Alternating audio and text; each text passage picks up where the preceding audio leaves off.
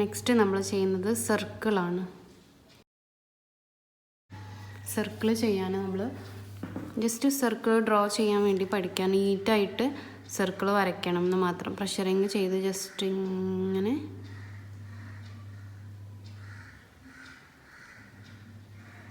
Touch ചെയ്ത് കൊടുക്കാം.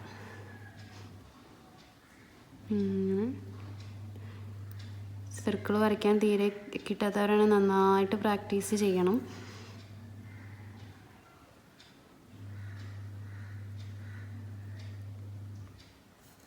കണ്ടോ, ഇതേപോലെ നമുക്ക് ചെറുത് വേണമെങ്കിൽ ചെറുത് ചെയ്യാം, വലുത് വേണമെങ്കിൽ വലുതും ചെയ്യാം.